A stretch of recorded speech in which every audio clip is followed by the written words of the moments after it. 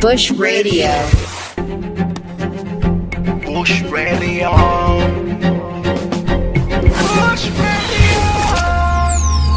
Bush Radio. Bush Radio. Your real talk radio. Daganan kilo betening kom lo moham di beta maso sanalom muasa benge kaputo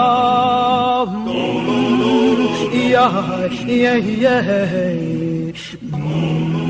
State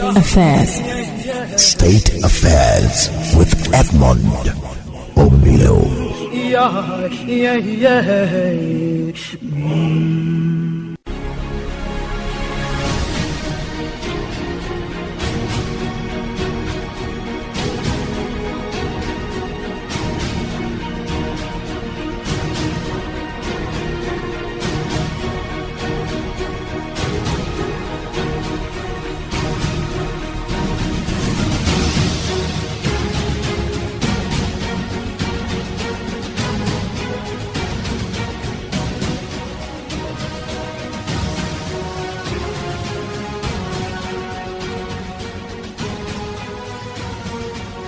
The program is State Affairs. I am Edmund Obilo, and my guest is Omoyele Sowore, Sahara Reporters publisher and presidential aspirant for the 2019 election. Omoyele Sowore, is good to have you on State Affairs. Thank you for bringing me, Edmund. Now we are moving to a new era. Are you ready for the challenges this new era will throw up? I am. I've been doing this for close to 30 years. This is actually not the first time I will be leading a group of conscious young people. I did it when I was in my 20s at the University of Lagos. And it was that movement, the coalition of that movement, that forced the military eventually out of power in 1999. So, and there is plenty of documentary evidence out there that shows that protest politics is my type of politics. You like it? I like revolutionary politics. You enjoy it? I love to be in the midst of it. I'm prepared for it. It involves a lot of sacrifices. Things will be thrown at us. It will throw everything, including the kitchen sink. Is protest politics violent politics? No, it's not. It is actually conscientious, peaceful politics. It comes with a message. It comes with a message, and it mobilizes people to challenge power without the use of violence. It's non-violence. Non-violent. The Sowore I talk to now, can I say your makeup was born out of your experiences as a child growing up in Kiribo, in Ondo State? Yes.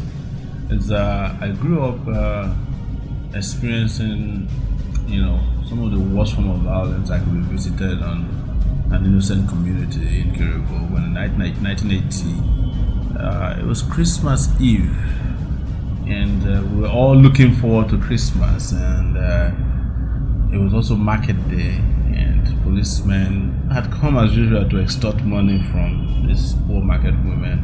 So some of our young natives from the area who lived outside of the area said, "This is not right." And they chased the policemen away through protest. The policemen went and reinforced, came back in the middle of the night and ransacked our community. We ended up spending that Christmas in the bush. Were some ladies raped? A lot of them were molested, raped, they carried people away. Some of the young kids that were arrested that night never recovered from the violence visited on them. Some people died from police beating and torture. Are you washed from your mother's shop? My father. We have slightly big family. My father had 20 kids, and I'm the first. 16 of us are still alive. 8 girls and 8 boys are still alive. We actually watched from our bedroom, but our stepmom lived in the next house over, and we watched as they were being dragged around, beaten, and asked to shut up. My father actually was hiding in the ceiling, and he was very uncomfortable there because we were looking for men, to pick up and beat up. And you could just hear the scream, of people being mistreated all over the world. What was the offense of the Kribo people? How come the state descended on them in such a brutal manner? It was just that young people resisted police extortion, but it's also a Niger Delta community area in Ondo State. So there's always been police presence, military presence in the area for other reasons. But I couldn't imagine that what happened that night, I didn't think that we deserved the level of violence. I was visited in the village simply because of a protest by young people saying police should stop harassing and extorting money from market women. That was what started the fight, and only 2 policemen were involved. But by the time this cleared out, many lives had been ruined and destroyed. Did this fire up the spirit of activism inside you? I was 9 years old. By the time we came back from the bush that next day, the police came back again and picked some of the parents of the guys who were involved in the protest. And right in front of us, in front of my dad's house, which is the community leader's house at front, they beat some father of the guy up that his teeth fell out. And the violence, I was just cringing, and we're not even allowed to cry. And I said to myself that, my goodness, this is the Federal Republic of Injustice. Why would anybody do this to anyone? The man died a few months later. Your country is a violent state. It is. The state is a violent. The Nigerian state is a violent state. That is the state you want to govern. Exactly. Yes, it is. A violent state. I am not going to govern with violence. Can you tame the violence? It has to be. We have to go. There's no other direction to go other than a better direction at this time. There's violence in Sambisa. There is. In the Mambila, there is violence. Yes. In the Niger Delta region, there's violence. There's violence on every street corner in this country. But you see, you have to also understand the character of the violence. That almost of the time, it is the injustices of these years that have been visited on our people that has coalesced and caked into a violent culture. This idea of seizing people's resources, shutting them up and shutting them down each time they complain, the feudalism of our political system, the predatory nature of our political leaders, and the prebendalism of our politics is the reason why you see a lot of violence. Most of the violence that we are experiencing now came back out of resistance, they came out of poverty, they came out of hunger. Some of them came out of just sheer vengeance from people who have been cheated over the years. So what do you want to take? Are you taking the violence, the prebendalism? Are you taking the rape? What are you taking? The people who are perpetrating them must be taken out of the sin, first and foremost. People must see that there will be justice done to them before you can ask them to stand down when they want to resist. And where we have sheer criminality, you find out that they are also linked with the people who are in power. So without uprooting them from the system, you cannot reduce the violence. You can't get away from the violence. And this violence that this country is experiencing is about to consume everyone if we don't act now. You use the word uproot. Yes. For you to uproot a system where you have members of the political class well entrenched, some argue that movement must be revolutionary. It is going to be revolutionary, but this is the reason why it is no big deal and it's a no-brainer for me. There's no group that is more violent than the Nigerian military in the history of even Africa, and we took them out of power through revolutionary student activism, street protest, pro-democracy activism that lasted years. At the point, people had already given up before the likes of Babangida were kicked out of office and retired into oblivion. Before Abacha died, and most people don't even know about that. So I've done this before. I've been through it before. So I don't actually like to use the word I. We have done this before. What we're doing is just recruiting new hands, fresh ideas, and new commitment and courage and bravery. And with that, it will be a walkover. We just need more soldiers to be on the part of the conscientious army. You grew up being a fisherman, right? Yes. You can remember yourself in the waters of Kiribu? Absolutely. The fisherman, right? That's what is interesting is that I knew the lake so well that I knew where to get any brand of fish I wanted. Tell me more. Yes, so there's a corner of the lake that had some kind of special fish. I don't know how to describe them now. We call them eba, and you have to wait for a certain period of time before you go fish in that side. So while we're waiting for them to hatch and then grow, we would fish where there's tilapia. And when we're done with tilapia, there are some other fish. There's different kind of species of fish in the village, in the lake, that I knew everywhere. I knew the geography of the lake like the back of my hand, such that my father would say to me, "We want to eat this type of fish tomorrow." So I will go to that section of lake, and in some cases you have to actually jump into the lake to get fish. So I know how to swim. I had a canoe to myself, and I had nets, and we had hooks, and sometimes... I'm talking about a boy here. Yes, I was 9 years old when I was feeding my entire family. I'm the first child of my family. You've always struggled. I've always struggled. Yes, my life has been... I've struggled for everything in my life. Including struggling I had to fish first before I go to class. When I stumbled on the fisherman story of Omoyele Sowore, yes, the question that arose was, is there a science and philosophy that one gets from being a fisherman that one can exert as a political man? One thing I would say, I don't know how philosophical it is, but each time I was lonely in the lake waiting to fish, I just found out that, fish, water have different kind of characteristics. They have organization, they have order, and they also have self-respect. Everybody had their own corner, so there's that philosophy that there's order in a lake, if of course you don't disturb it. And it happened that the chaos that the Nigeria state experienced also happened in the lake. Tell me more. Yes. So the lake, after a while, the lake used to be such a place that you go and fish and come back and let the fish have rest and enjoy themselves before you go back again. But the moment people brought dynamite into fishing, they would throw dynamite into the lake to fish. The species of the fishes disappeared from the lake. We didn't know where some of them went. We used to have manatee in our lake, and they would travel. They come seasonally, And the moment people started killing them with dynamite, and the lake became a non-peaceful place. You grew up in a riverine community. That's right. I grew up beside the lake. It was the lake. My hobby is swimming after school, and after fishing.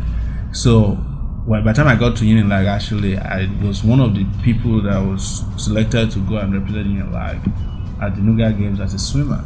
But I never got to go because I was expelled from the university before the Nuga Games could hold. You were always expelled. Yes. Even as a youth corps member, you were also dealt with. Yes. Were the cultists serious about killing you? Did they attempt to kill you? Of course, at the University of Lagos, they were so serious about killing me that when they did it in such a way that after the physical attack, they thought that if I survived, some other things could kill me. And so I was injected with an unknown substance. Well, you did not die. I didn't die. I survived. Sowore refused to die. Well, it's not about refusing. I was rescued by students on that day.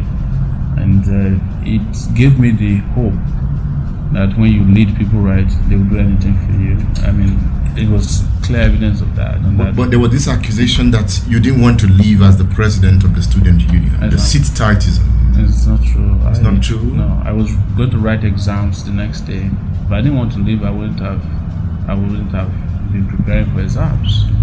I was writing it that it was the day before my final exams, and I wasn't responsible for leaving. The student union had its own calendar so we had done elections. If I didn't want to leave, why would we do elections? When you were there from 1992 to 1994? Because they closed down the schools. There wasn't seat titles, and they were just closing down the schools. And when we come back, our tenure had not ended. So when our tenure ended, we did the election, and there was a president-elect before I was attacked, and he was just waiting to be sworn in by the school authorities, and that was not my duty. When we came back to school after the attack and the expulsion from the crisis, the first thing we did was to swear in the student president, who, by the way, is a first-class graduate. He later went on to become a PhD holder at, I think, Cambridge. Malcolm Fabiyi, very, very brilliant young person, and we're still in touch to today. So it was part of the lies that were cooked up by the school authorities in those days. Is a president a fisherman? No, a president can be a fisherman, just as he can be a herdsman. He can be a herdsman? The president, our current president, is actually a cattle rearer. And you are a fisherman? I'm a fisherman. So when you become president, we can say the fisherman who became president? So yes, just we've had a cattle rearer who became president. And unleashed herdsmen on the people, right? Well, I'm not going to unleash fish on our people. I'm going to unleash ideas. I'm going to unleash projects. But we need fish too. We are hungry. We're going to have fish. We're going to have conservation. By the way, I'm an environmentalist too. And one of my priority will be to bring the fishes in the Niger Delta back to their natural environment. In that case, you have to deal with the multinationals. Absolutely. And I've been dealing with them in and outside of here. I am one of the people that's represented the community. I didn't represent them legally, but I worked with them to sue Chevron in the US because they went and shot people and killed people in that community. You will implement the UNEP reports, right? Absolutely. Beyond that, we have to clean up the Niger Delta region, particularly areas that are particularly under pollution right now. Do you miss Ken Saro-Wiwa? I do. Did you ever meet him? I met him a few times, and I miss him. I miss the fact that he's no longer around with us. And is someone who made immense sacrifice for the Niger Delta region. The sudden millionaires in the Niger Delta region, the militancy that you saw, I think he predicted the day they were persecuting him. He made it clear. He said, you have a chance to resolve it now, but the arrogance of power will not let you. But you have to deal with worse people than I am. I'm the best you can find when it comes to resolving this thing peacefully. He was a deep thinker, right? They didn't listen to him. You should go and check out, it's on video, his last statement when he was sentenced to death. He made it clear, that Nigeria will pay dearly for it. And it's paying, right? And Nigeria has paid worse. Nigeria would have been a better place if they had accommodated and listened to Ken Saro-Wiwa and done the right thing. The price that Nigeria had to pay, after killing Ken Saro-Wiwa, was way more than, it was maybe 2,000 or 20,000 fold more than they would have done if they had listened to him and done some of the things he recommended. As a youth corps member, you were dismissed from the Adamawa State Broadcasting Corporation. That's correct. For mentioning Ken Saro-Wiwa in your report. Yes, I used to present a program on TV, and I mentioned his killing, and they came and took me out of the place. They removed my mattress from where I was living. The military did that? It was the TV station, and then eventually the SSS. Were you warned before the program? No, I wasn't warned. It was a pre-recorded program, and I'm allowed to present the program. And of course, I brought independence into it. And they didn't check on the program before I aired it. So as it was airing, I think the director saw it at home and drove straight to the station. And they kicked me out of the station. I never saw the station again. When you say kick out, were you given a kick? They took me and put me in a van. Did you struggle? No, I didn't struggle. I thought you always struggle. Well, there was no basis for it. I'm a peaceful man, but I'm just very firm and unafraid. I don't struggle in a violent way. I struggle to make my point, and I'm not afraid to do so. So if it requires extra energy to make my point, I will do it. Like holding onto a microphone and make sure that nobody take it away from me. Because my voice is very important to me. It's the only weapon I have in this fight. The Secret Service heard you back while your mate passed out of youth service. I was there. I'd actually finished the match, and they called me aside when I was supposed to get the certificate that I have to see them, and took me away and went and put me in a guard room at the Air Force base in Yola. and I spent a week there. A week? Yeah. What was your offense? No, in fact, I was released when a new commander came to the Air Force and heard me screaming in the night because I was sweating profusely. They had chains on my leg. You had chains. They chained me down in the guard room. What was your offense? So the man came and said, "This is a military man too," and he said, "Who is there? Who is the person screaming?" And he asked them to bring me out. I came out and said, "What did he do?" They said, "Well, he was involved in some subversive activity against the government." And I said, "So why would you detain him here? Why don't you detain him in a civilian facility? He's not supposed to be here." So they scrambled immediately, removed the chains, and took me to hospital. And then the next day they took me back to the DSS. I was transferred from the DSS to the military detention facility, and then they took me back to the DSS, and the DSS released me the next day, and I came back to Lagos. Oh, yes, I've seen a lot. I have been through some, serious beating, physically, psychologically. You like being beaten? It comes with the territory of my work and my convictions. Are you sure Buhari will not beat you? Not in this election. I am sure that they will lose. We'll beat them hands down, except if we're not ready and serious about it. But the vibe I'm getting is that more and more people are getting conscious. And you used to like Buhari, right? I never actually liked him. I didn't know him that much. I knew him in 1983 when he was flogging people around over indiscipline. And they came to our village too in 1983, and they would ask old people to lie down and they would flog them because they didn't cut the grass in their compound or they didn't sweep the front of their house. I remember them flogging an old man because they said his brother's house wasn't taken care of. We used to call them Iko in Benin. Yes, they called them Y Brigade in those days. They'll have one military guy, they'll have summary, the man will sit down in the center of the village, they'll have summary justice, what do we call jungle justice. There's no appeal, and they'll flog people right there. So they were just disgracing people, and that's what I used to know about Buhari. But then people talked about his integrity, that he's not a thief. Like I said, I never campaigned for Buhari. You can't find any evidence that I campaigned for him anywhere. I never did. But I did campaign against Jonathan. And maybe Buhari and the APC capitalized on that.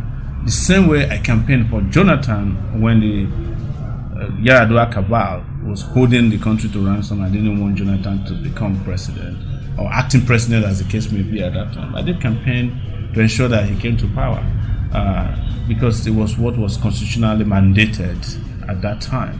So when he came to power and discovered that he was not different from the rest, I didn't waste time in taking a decision to make sure that he was given, the biggest challenge I could muster against this government. Some don't want Buhari to even contest the election in 2019. He doesn't deserve to contest, but he has a right to contest if he wants to. But if you ask me, he should cover up his face in shame. Yes, and just go home. Why should a president cover his face in shame? People who fail and fail spectacularly should be ashamed of themselves. He has just done 3 years. Especially, well, you don't need 3 years to show that you can perform. But he's had 3 years in which he's done nothing. And except we want to keep rewarding failure, we should even think about Buhari again. And Buhari should be apologizing to Nigeria for the next 1 year that he'll be in power for being such a shameless leader. This is woeful performance.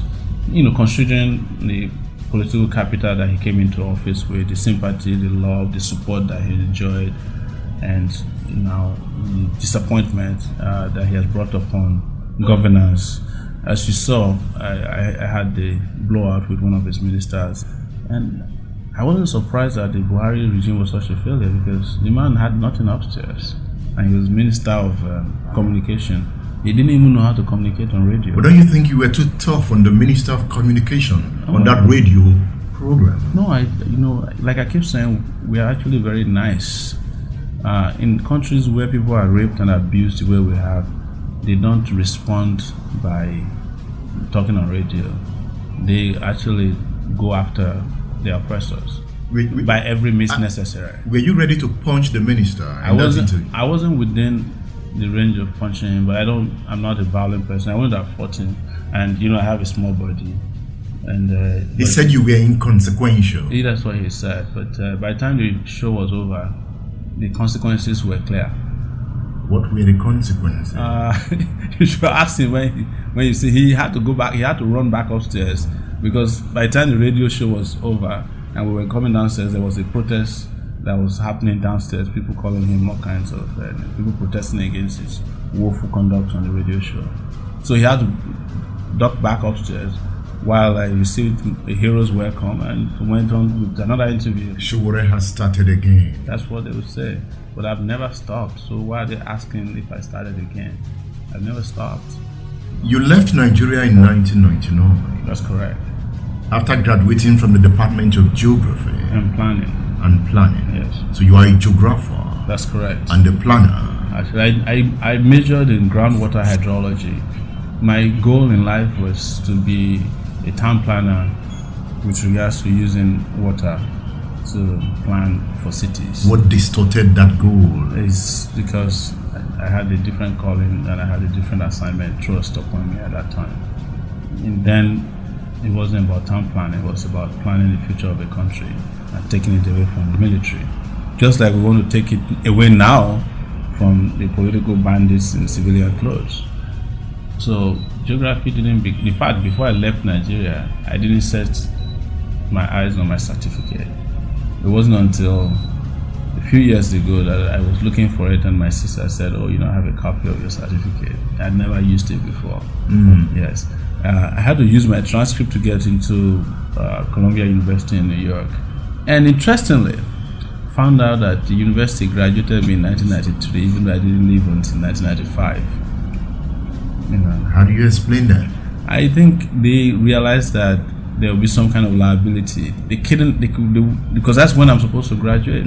So as they were distorting the academic calendar physically on the outside, they didn't distort it in their records. Wow. Yes. It was a perfect, an interesting scam. Is that similar to what happened to Dino Melaye? No. In Dino Melaye's case, we found evidence that he did not meet up with the requirement. I studied geography too. You have to, in your year 3, go for field trip. If you don't, you are not supposed to graduate. And he failed a few other courses. And I did my own in Makurdi, he didn't. So, and it was brought to our attention actually by the DSS that they were investigating for that. And we obtained the documents and showed it. And eventually, they did their army arrangement, as Fela would say it, and produced a certificate for him. But he did not meet the requirements.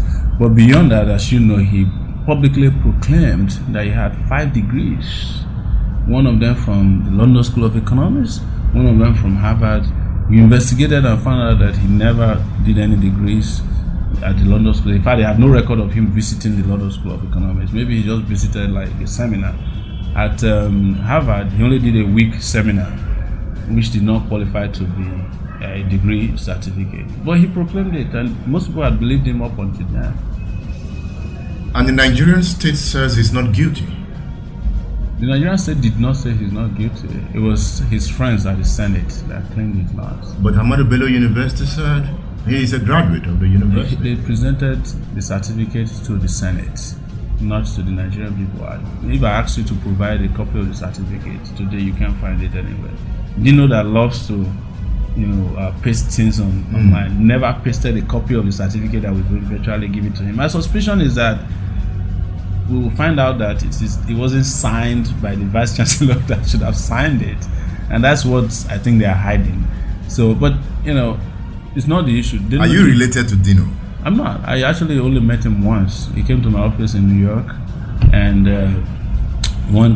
because we had been supporting his anti-corruption efforts there, and he came to my office and said, it would be great to come to you. So I asked him to come to the office, and we interviewed him, and he was so enthralled by the setup of our office and the order and the place and the professionalism, quote unquote, that he asked us to do another interview for him to particularly praise what he saw.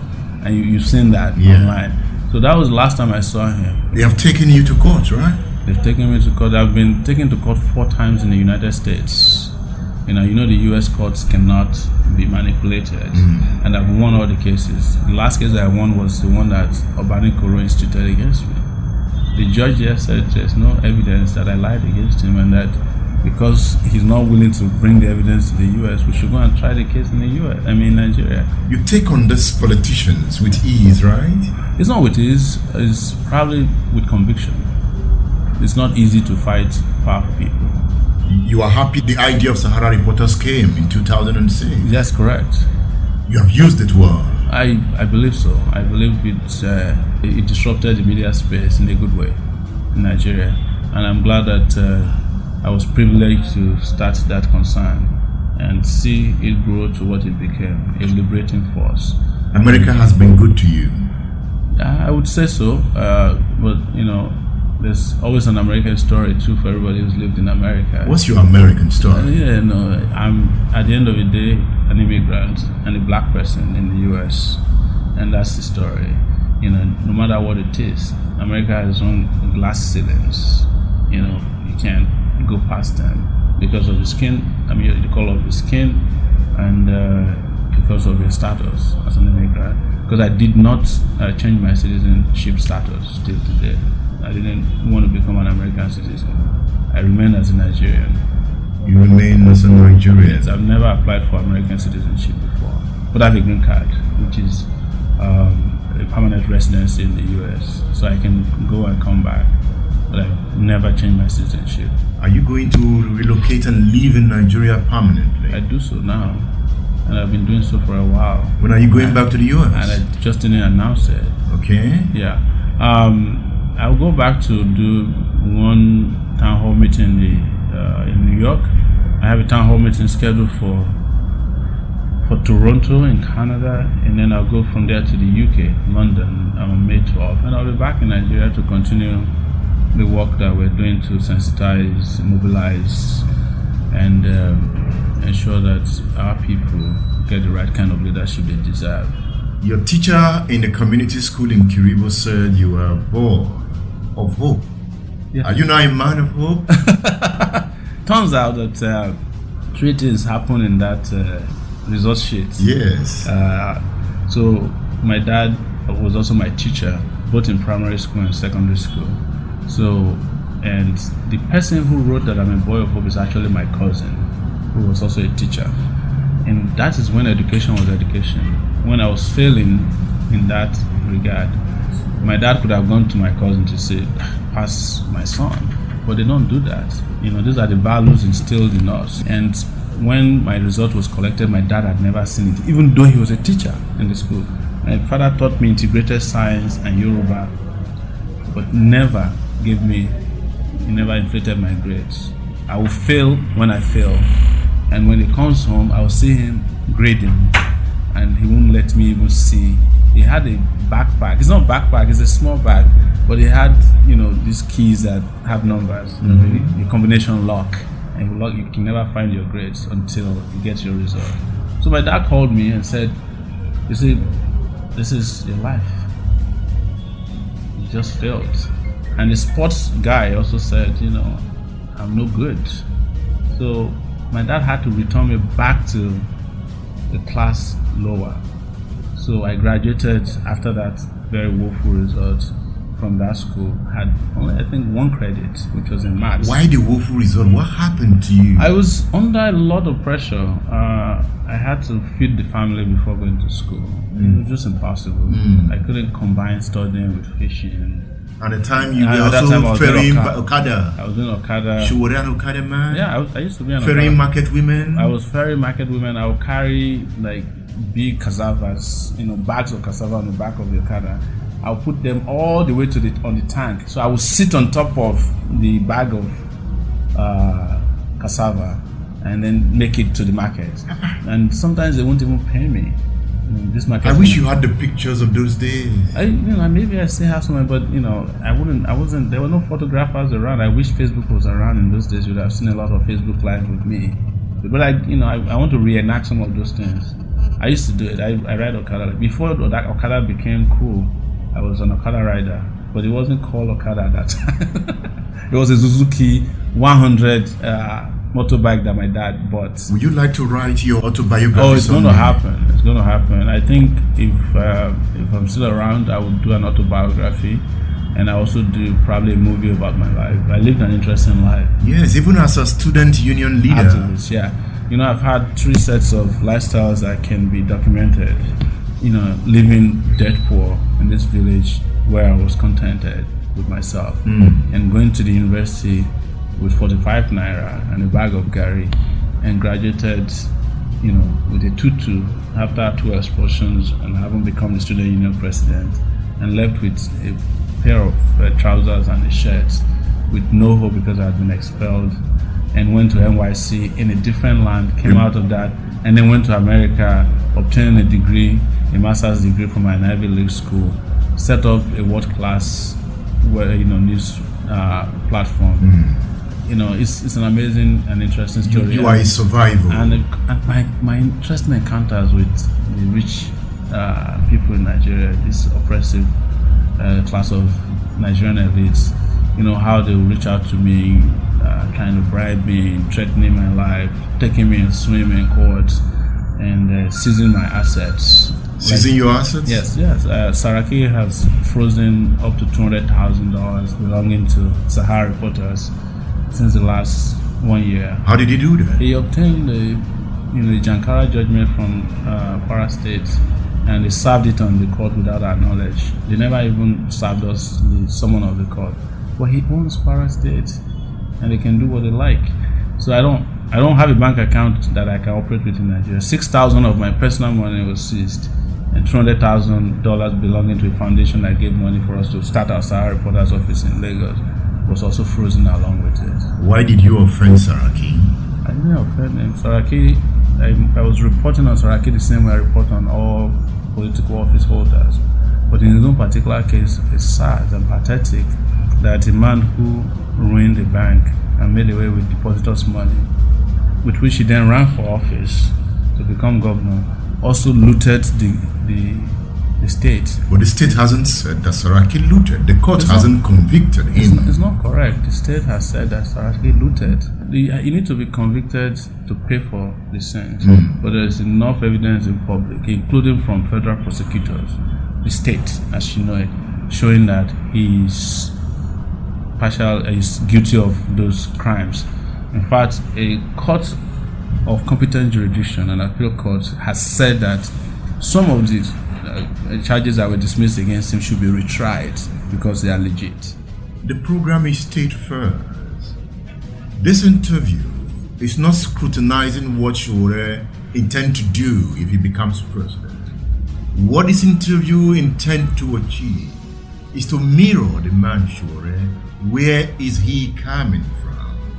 In the days to come, I will ask him what he intends to do. So for now, let's leave it at X-raying the person of Omoyele Sowore. I'll be knocking on your door again soon. I hope you will open. Absolutely. You'll be free to be with me, talk to me, call me up anytime. You have my number and I have yours too. And like I said, I'll be talking to you before the election as frequently as you want it. And after the election, after we win, we'll still be friends, and we'll be talking because it will be such a great country. And I do hope too that you will not also stop at being a broadcaster alone. If the spirit directs you, please, by every means, try and do what I'm trying to do now. Try and rescue a part of Nigeria that you can rescue, and I'll be out to support you any day if you so take that decision. Omoyele Sowore, thank you for featuring on State Affairs. Thank you, Edmund. And I'm excited to meet you in person, and I hope you keep the fire burning and you keep putting your feet to fire the way you do. You know how to do very well. Keep it up. Thank you. Thank you for featuring on the program. Thank you. I've been discussing with the publisher of Sahara Reporters. He wants to be the president of Nigeria come 2019. The ball is in his court.